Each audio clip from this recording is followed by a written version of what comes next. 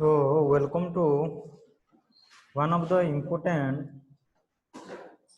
disorders of the psychiatric nursing. Just wait.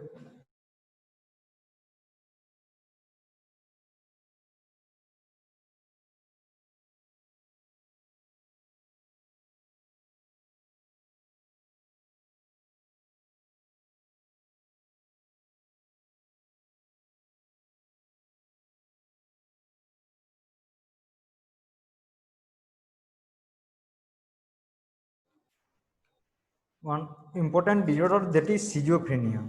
Let's come back to the actually it is very much important to know about the schizophrenia disease.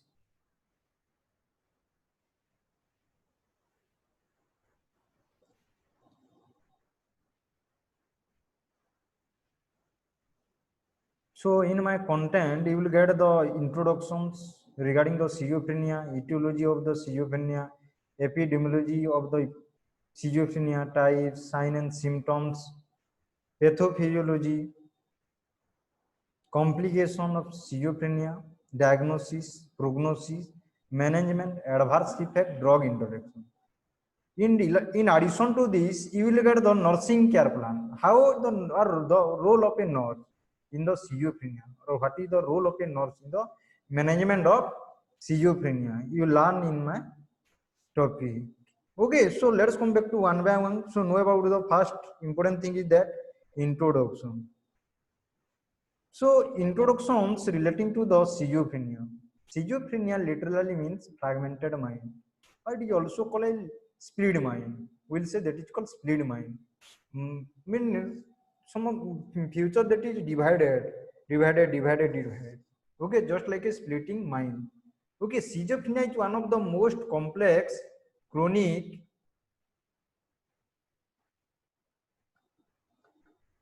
challenging of psychiatric disorder that affect how a person thinks, feels, behaves. So remember, schizophrenia, it is the most complex and chronic in nature.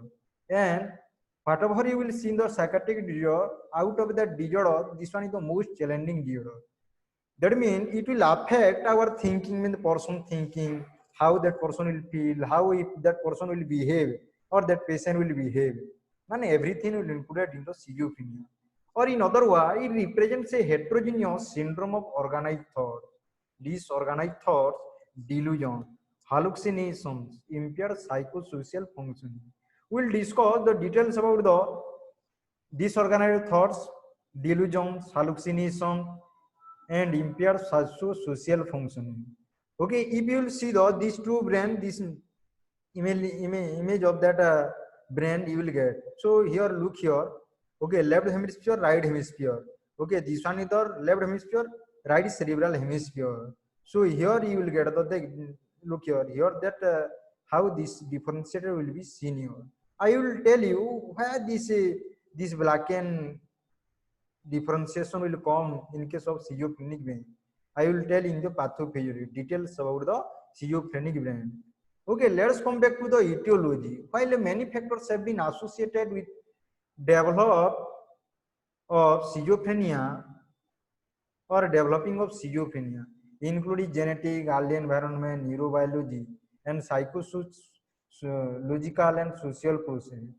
That means that we can't say the exact cause of the schizophrenia or what is the exact cause of the schizophrenia, that is unknown, or it is idiopathic in nature. But we can assume or we can say it may be either due to genetic changes, early environment exposure, neurobiological problems may be there, and psychological problems may be there, and sociological, social process may be also effect in the schizophrenia. So look here, genetic factor in early birth, okay, in pre-morbidity, prodromal. So these are the different phases. Okay, in early birth, some of the factors that are associated. First one, the environmental factor, that is also associated biological factor, neurodevelopmental factor, trace and maladaptation. Okay, that means birth it is unaffected, pre-morbid subclinical illness will see, and later on the new onset of psychosis will see. That means during the time of fast treatment. Or in other words, schizophrenia is a complex illness with no clear etiology. Means the exact etiology of the schizophrenia is unknown. Okay, that means those with genetic vulnerability are exposed to ill-defined factors that lead to psychophysiology changes and development of the disease. Relatives may have been relatives may have been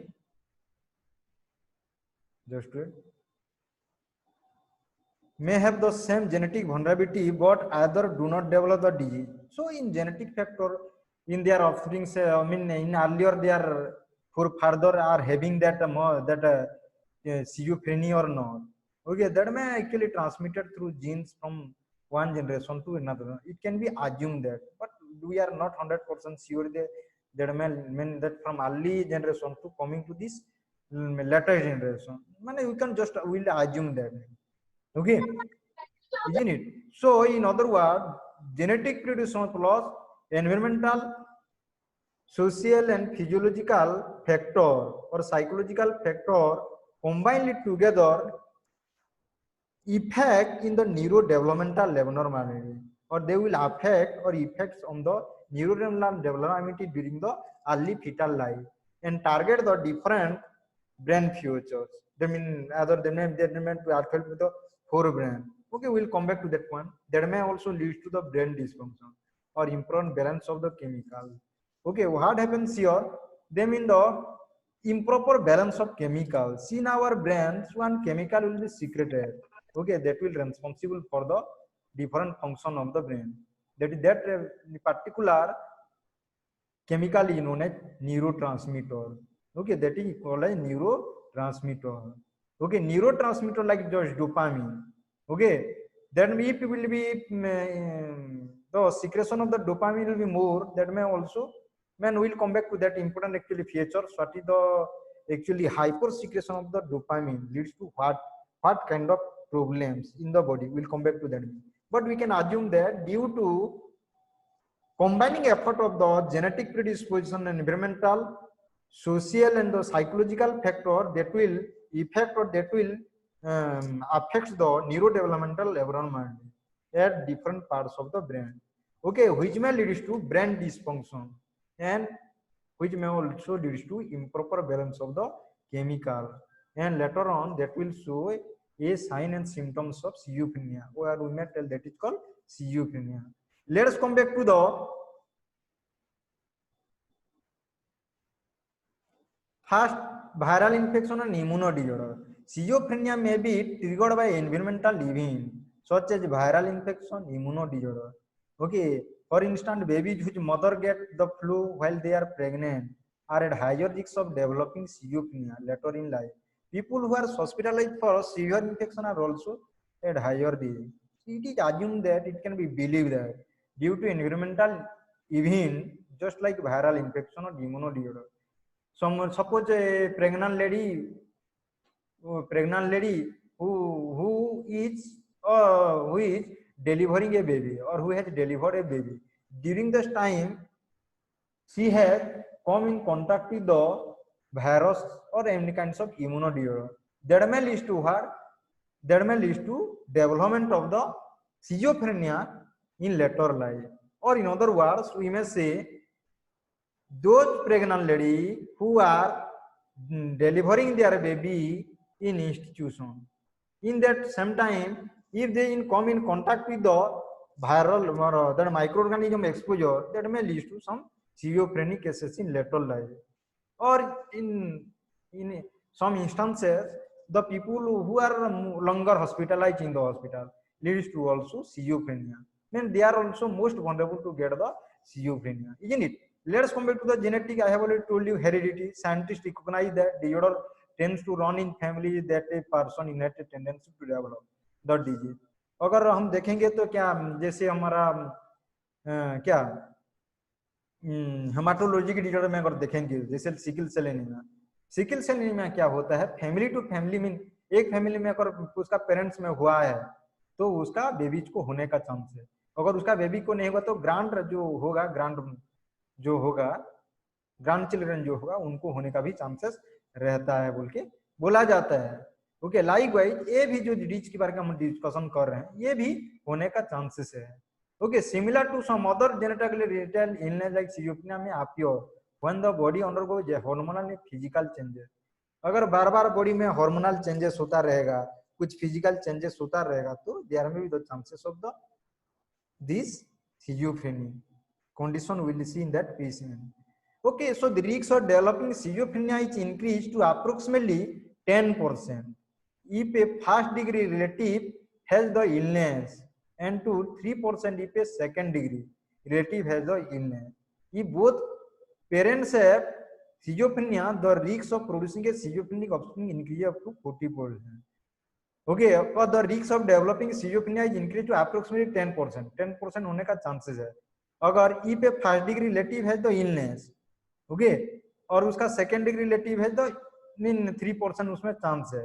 तो parents में क्या होने का chance है? तो suppose for example husband का family में सोचो 10% है, अगर वाइफ का जैसे हम बोल रहे हैं सेकेंड डिग्री हो गया 3% है, तो जो अभी ऑफस्प्रिंग होने का तो वहां पर क्या 40% चांसेस है schizophrenia ऑफस्प्रिंग होने का। तो यही next come back to epidemiology. The prevalence of schizophrenia ranges from 0.6% to 1.9% with an average of approximately 1%. प्रिवालेंस means क्या है? अगर वर्ल्ड का अगर लेंगे तो उसमें कंडीशन लेंगे तो सबसे ज्यादा होने का चांसेस कितना से कितना परसेंट हो, जैसे हमारा अभी मीन स्टेट वाइज कैसे निकाला गया है कोरोना वायरस का, सबसे ज्यादा रिकवरी रेट कौन सा स्टेट है, सबसे ज्यादा मोर्टालिटी रेट कौन सा स्टेट का है। अगर इंडिया का देखेंगे तो मोर्टालिटी रेट उसी हिसाब से नहीं हुआ है as compare to other country of the world. So उसी हिसाब से मैंने ये किया गया है। एपिडेमियोलॉजी पर देखेंगे तो एक एरिया में जो जहां पर भी ज्यादा हो रहा है तो इसका चांसेस क्या है। Okay, schizophrenia most commonly has its onset in late adolescence and early adulthood and rarely occurs before adolescence and after the age of 40 years. Okay, देखा गया है कि जो लेट एडोलेसेंस में होने का चांसेस रहता है बोल रहा है, और अर्ली एडल्टहुड में ये देखने को ज्यादा मिलता है, बट बिफोर रियली अगर कम देखेंगे तो बिफोर एडोलेसेंस और after the age of 40 year, 40 year के बाद कम दिखाई मिलता है। इसीलिए पीक एज कौन सा है? 20 to 38 ईयर्स है अगर फॉर मेल्स, अगर फीमेल में क्या 26 to 32 ईयर्स फॉर फीमेल। तो ज्यादा कौन कौन वनरेबल है? तो मेल ज्यादा वनरेबल है, में इन लोग को ज्यादा होने का चांसेस है as compare to female. Slightly more men are diagnosed with schizophrenia than a man. अगर देखेंगे तो 1.4:1 होगा, और 1.4% अगर क्या जब मेल हो रहा है तो उसी हिसाब से फीमेल का कितना होगा? 1 होगा। Okay, so women tend to be diagnosed later in life than man. उनका एज जब बढ़ता जाएगा तो उसी टाइम उन लोग होने का चांसेस है एज कम्पेयर टू मैन। तो ये चीज हमको देखना है। अभी हम देखेंगे what are the types of the schizophrenia।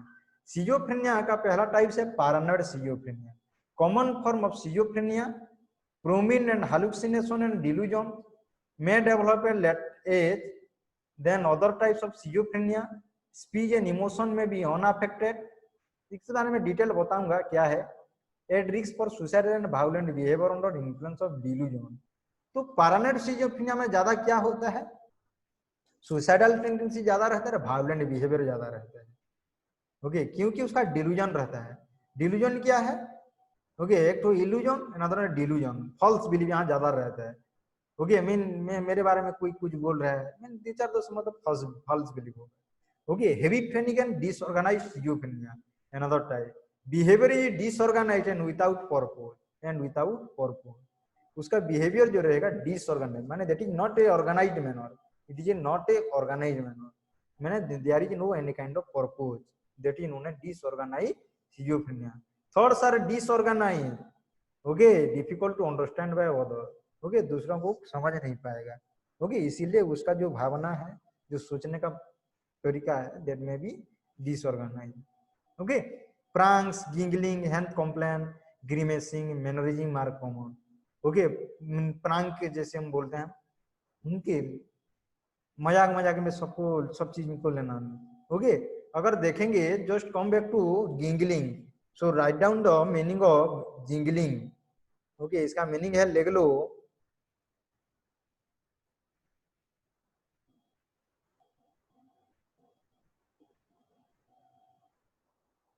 डरते हुए हंसना, किसी चीज को भी मीन डर डर के हंसना है। Okay,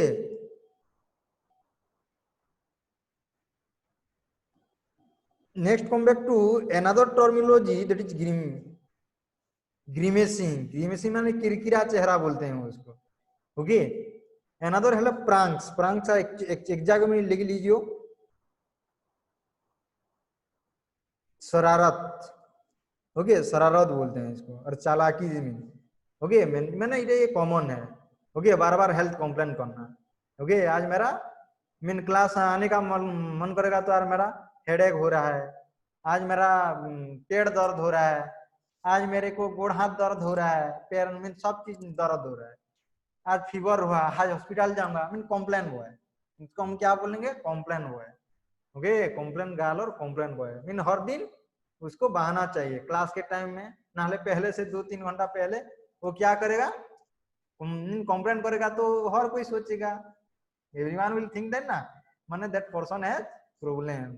so in that case teacher will also say if it is continues for longer time. और क्या होता है, कभी कभी स्टूडेंट भी, मीन अभी जो ऑनलाइन क्लास चल रहा है, 11 स्टूडेंट खाली ज्वाइन किए हो, बाकी स्टूडेंट कोई की बोलेगा मेरा नेट नहीं आ रहा है। चलो एक दिन नेट तो प्रॉब्लम होता है, यहाँ पर एक प्रॉब्लम होता है। ट्राई तो अगर आदमी करता रहेगा तो ऑब्वियसली नेट भी लगेगा, अगर पढ़ने का मन है तो। ओके, तो delusions and hallucinations are fleeting, यहाँ बोला ना, usually develops between 15 to 25 years of age. ये ज्यादा कहाँ पर कौन सा एज ग्रुप में होता है? 15 टू 25 एज ग्रुप में होता है। कौन सा टाइप ऑफ सियोफेनिया है? डिसऑर्गेनाइज सियोफेनिया होता है। Let's come back to catatonic schizophrenia, rare than other type. अब जितना हम टाइप देखे, जैसे हम पहले का टाइप का जो था, पहले टाइप क्या था? पैरानॉइड सियोफेनिया था, उसके बाद हेवीफ्रेनिक सियोफेनिया था, उससे क्या है? रेयर टाइप का है।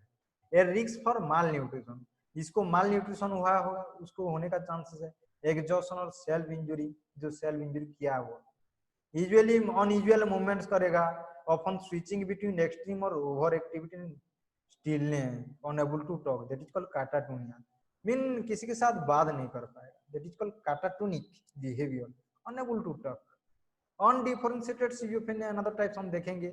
सम कैरेक्टरिस्टिक ऑफ पैरानॉइड देखने को मिलेगा, हेमिफ्रेनिक को देखने में, catatonic schizophrenia, but does not obviously fit one of this type. किसी एक को हम नहीं बोल सकते कि इसको काटाटोनिक हो रहा है, इसको हेमिफ्रेनिक हो रहा है, इसको पैरानॉइड हो रहा है, बोले सब मिलजुल के है, तीनों का साइन सिम्टम देखने को मिलेगा। ओके, इसको बोलते हैं अनडिफरेंशिएटेड सिजोफ्रेनिया, नाम से पता चला, डिफरेंशिएट अनडिफरेंशिएट पता भी नहीं चल रहा है। Another residual schizophrenia, past history of psychosis but only having schizophrenia and but only having negative symptom।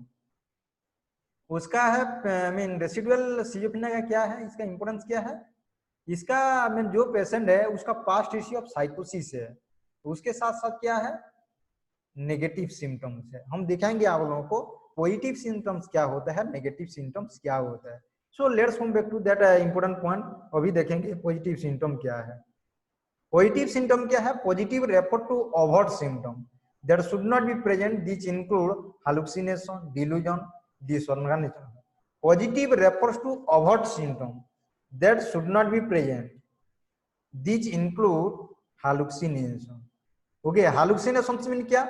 जैसे आप लोगों को बोला है मेरे कान में कोई साउंड हो रहा है, दैट इज ऑडिटरी हालुसिनेशन। मेरे को रात में कोई दिखाई दे रहा है, visual hallucination.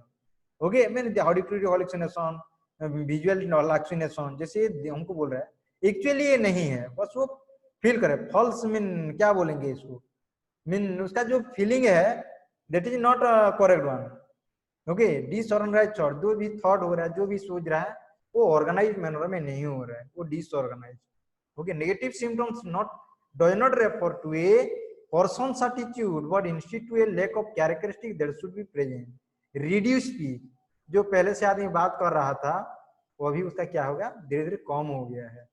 when even when encouraged to interact, अगर उसको बोलेंगे कि किसी के मगर उसका आवाज में अगर कमी हो गया है, बोलने जो पहले बोलता था अभी तो थोड़ा उसका बदलाव हुआ है, ओके, तो हम उसको जब भी हम उसको दूसरे के साथ में इंटरेक्ट करेगा भी तो वही हमको देखने को रिजल्ट मिलेगा। तो यह है negative symptom, lake of emotional and facial expression, affective flattening बोलते हैं इसका, lake of emotional and facial expression. कोई मर गया है, कोई किसी का प्रॉब्लम हुआ है, वहां पर वो लाफिंग करेगा, वहां पर इतना जो इमोशन होना चाहिए वहां पर वो मजाक करेगा, जो फेशियल एक्सप्रेशन देखना चाहिए यहाँ पर नहीं शो करेगा, that is negative symptom. Okay, diminished ability to begin and sustain activity, जो पहले काम करता था वो ग्रेजुअली क्या होगा, धीरे धीरे कम हो जाएगा। Okay, diminished ability to begin and sustain activity. Okay, mean जो काम मन फॉर एग्जांपल अभी हम काम स्टार्ट कर रहे हैं उसको ग्रेजुअली क्या करेंगे, डिमिनिश्ड, और काम करने का मन नहीं लगेगा, that is diminished ability to begin and sustain activity, that is also avolition बोलते हैं इसको। Decrease ability to find pleasure in every day, हर दिन उसको क्या जो भी काम कर रहा है, जो भी काम कर रहा है उसको क्या प्लेजर नहीं लगेगा, वो ग्रेजुअली डिक्रीज करेगा, ग्रेजुअली डिक्लाइन हो जाएगा। सोशल विड्रॉल, कहीं मैं किसी दोस्त के साथ नहीं मिलने का मन नहीं लगेगा, कि किसी फैमिली मेंबर से किसी सोसाइटी में कोई आदमी अगर बात कर रहे हैं तो वहाँ पर ये वो खुद को विड्रॉ कर लेगा, here there is no work for me to stand here, I should go at anyhow. Let's come back to the cognitive deficit. Difficulties with following aspect of cognition can make it hard to live a normal life or early living. Difficulties with following aspect of cognition, gradual क्या होगा, memory gradually धीरे धीरे loss होगा, जो attention रहेगा वो gradually और attention नहीं रहेगा, क्लास में बैठेगा that person is looking here and there, there is no concentration towards the class, अभी मैं क्लास ले रहा हूँ, ओके, कोई देख रहा है मैं कैसे पता चलेगा, ओके, आप लोग यहाँ पर देखते हैं तो मेरे को पता चल रहा है कि आप लोग क्लास ले रहे हो, ये people moving here and there, कि रख के चले भी गए हो, ये दूसरे के साथ बात कर रहे हो, मीट कर दिया मेरा शाम को। So these are the some of the problem, माने that is called deficit, cognitive deficit भी बोल सकते हैं। इसका मतलब नहीं कि आप लोग को है, मैं just I am giving that example, what is the meaning of attention. Okay, we are not concentrating a thing properly, हम किसी चीज को हम कंसंट्रेट नहीं दे रहे प्रॉपर्ली, मीन जो चीज दिया गया है, जो चीज को हम बोल रहे हैं कि कंसंट्रेट देना चाहिए, वो चीज में हम नहीं दे रहे हैं, तो वहां पर अटेंशन डेफिसिट होने का चांसेस है, इजंट इट, हाँ कि नहीं। Next come back to sign and symptoms of schizophrenia. Positive symptoms अगर देखेंगे तो डिल्यूजन, जैसे हम लोग पहले से बोल रहा हूँ, false believe that are not based in reality, जो रियल है, रियली में हम भूत नहीं देखे, भूत देखे हैं बोलेगा, अरे कान में साउंड नहीं हो रहा है, साउंड हो रहा है बोलेगा, मोबाइल रखा हो तुम्हारा बेड के टेबल में रख दिया है, सो गया है, सडन उड़ जाएगा आदमी और बोलेगा मेरा साउंड मोबाइल रिंग हुआ रहा था, कि हालुसिनेशन बोलेंगे उसको। ओके, अगर भूत नहीं दिखागा कि कुछ नहीं देखा होगा सपने में कि रात में, तो है visual hallucination. Okay, false belief. Another hallucinations mean क्या होगा, involving seeing and hearing that does not exist. आप लोगों को पहले बोला हूँ, जो चीज हम नहीं देखे हैं, जो चीज नहीं देखे हैं, जो नहीं सुने हैं, वो चीज को हम एग्जिस्ट नहीं है, उसको हालुसिनेशन बोलते हैं। डिसऑर्गेनाइज्ड स्पीच एंड थिंकिंग में क्या आएगा, effective communication can be impaired and answer to question may be partial और कंप्लीटली अनरिलेटेड। ओके, ग्रेजुअली क्या होगा, इफेक्टिव कम्युनिकेशन अभी जो बात कर रहे हो, ग्रेजुअली क्या होगा, that is decline in case of the PC. Okay, जो भी हम क्वेश्चन पूछ रहे हैं वो ग्रेजुअली आंसर नहीं देगा। ओके, मैं आप लोग क्वेश्चन पूछूंगा, what are the types of schizophrenia, मैंने किसी आदमी ने नहीं दिया, कौन बोलेगा 5 टाइप, कोई बोलेगा 6 टाइप, कोई बोलेगा 8 टाइप, मैं जो मन में आया वही बोल रहा है। मैं इसका आदमी जो ये आदमी अटेंटिव नहीं है, कॉन्सेंट्रेटेड उसका अच्छा नहीं है, मैं जो चीज बोल रहा हूँ ये ध्यान से नहीं सुन रहा है, इसका मतलब। ओके, दैट इज मैं जो क्वेश्चन मैं पूछ रहा हूँ आंसर वो नहीं दे, पार्शियली नहीं दे, कंप्लीटली भी नहीं दे, अनरिलेटेड, जो बोल रहा है आदमी उसका अनरिलेटेड है। Catatonia, purposeless, abnormal motor activity, aggressive behaviour, that is called catatonic behaviour. Cognitive symptoms में अगर देखेंगे, poor executive functioning, inability to understand information to make decision.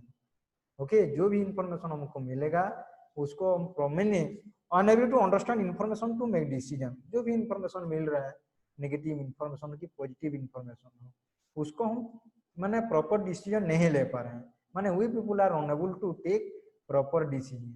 Okay, next come back to the poor working memory, unable to use information immediately after learning. Okay, पढ़ने के बाद भी याद नहीं। अरे तुम लोगों को मैं बार बार बोल रहा हूँ नोट लेने के लिए, ये विल फॉरगेट, जो चीज बोल रहा हूँ उसको फॉरगेट कर रहा हूँ। ओके, जब एग्जाम आएगा उसी टाइम नहीं पढ़ाया था, मैं तो सब एविडेंस रख रहा हूँ कि तुम लोग मैं पढ़ाई किया हूँ, तुम लोग उसको नोट लिखना है। ओके, मैं पढ़ाया था, सब चीज नोट लिखना है। Okay, after learning we must have to make note so that it will be in our mind. Okay, और जो भी इंफॉर्मेशन पढ़ाया जाता है, कोरोना के बारे में पढ़ाएगा कि any types of infection disease के बारे में पढ़ा जा रहा है, तो वो लर्निंग करने के बाद तुम लोग नोट कर लेना चाहिए। अगर नहीं कर पा रहे हो तो पुअर वर्किंग मेमोरी उसको बोलेंगे। Okay, next come back to negative syndrome, flat effect, reduce expression of emotion via facial expression. Okay, जिस टाइम नहीं हंसना चाहिए उस टाइम हंसोगे, जिस टाइम जो टोन में बोलना चाहिए उस टाइम में बोल दो। आलोजिया रिड्यूस स्पीच बोलते हैं इसको, एबोलिशन या बोले तो बिगिन एंड सस्टेन एक्टिव, काम को आरंभ नहीं कर पाएगा कि वो काम को रिटेन भी नहीं कर पाएगा, नहीं जिंदा नहीं रख पाएगा। Anhedonia, inability to experience pleasure. Okay, pleasure भी तुम खुद नहीं एक्सप्रेस कर पाओगे अगर जिसका क्या होगा, सिजोफ्रेनिया हुआ। ये sociality, withdrawal from social contract, मैं आप लोगों को बोला हूँ।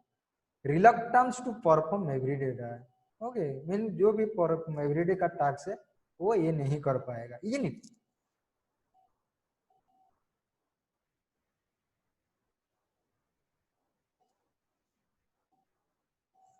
देखो ब्रेन इन सिजोफ्रेनिया, यहाँ पर क्या हो रहा है देखो, many brain region system operate abnormally in schizophrenia including those highlighted below, imbalances in the neurotransmitter dopamine were once thought to be the prime cause of schizophrenia. Okay, but new findings suggest that improvised signaling by the more pervasive neurotransmitter glutamate, more specifically by one of the glutamate key targets on neuron. Okay, better explain wide range of symptoms in the क्योंकि बोला जाता है कि अगर neurotransmitter जैसे आपका dopamine है, ये अगर इम्बैलेंसेस होता है तो ये प्राइम कॉजेस बोला जाता है। उसके बाद क्या बोल रहा है ग्रेजुअल, नया स्टडी में क्या किया गया, नया स्टडी में किया गया कि ग्लूटामेट भी ऑल्सो रेस्पॉन्सिबल बोल के बोला गया। अभी यहाँ देखते हैं जो सिजोफ्रेनिक ब्रेन में क्या होता है, basal ganglia. Okay, basal ganglia look here, this one is the basal ganglia. Okay, involve in movement and emotion and integrate in sensory information. Okay, क्या करता है, मूवमेंट के लिए हेल्प करता है, इमोशन कंट्रोल करता है, इंटीग्रेटेड सेंसरी इंफॉर्मेशन, जो भी सेंसरी मान 5 सेंसेस है उनका इंफॉर्मेशन को इंटीग्रेट करता है। अगर abnormal function is schizophrenia is thought to be contribute to paranoia and hallucination, excessive blockage of dopamine receptor in the basal ganglia by traditional antipsychotic medicine, it leads to motor side effect. Okay, बोला जाता है कि okay abnormal अगर functioning अगर schizophrenia में brain अगर abnormal काम करता है तो उसी टाइम हम क्या करते हैं, ओके मीन एंटीसाइकोटिक ड्रग दिया जाता है जो कि मोटर को side effect, okay motor activity को साइड इफेक्ट करता है। उसके बाद let's come back to the frontal lobe, critical to problem solving inside another high level reasoning. Perturbations in schizophrenia lead to difficulty in planning, action, and organizing. Let's come with limbic system involved in emotion. Disturbances are thought to contribute to the agitation frequently seen in schizophrenia. Okay, enables humans to hear and understand speech. In schizophrenia, overactivity of the speech are called Wernicke's encephalopathy. Okay, और Wernicke's area बोलते हैं उसको, can create auditory hallucination, the hallucination that internally generated thought are real voices coming from the outside. Okay, बाकी हम कल पढ़ेंगे detail, हम कल डिस्कशन करेंगे related to this. Okay, thank you all.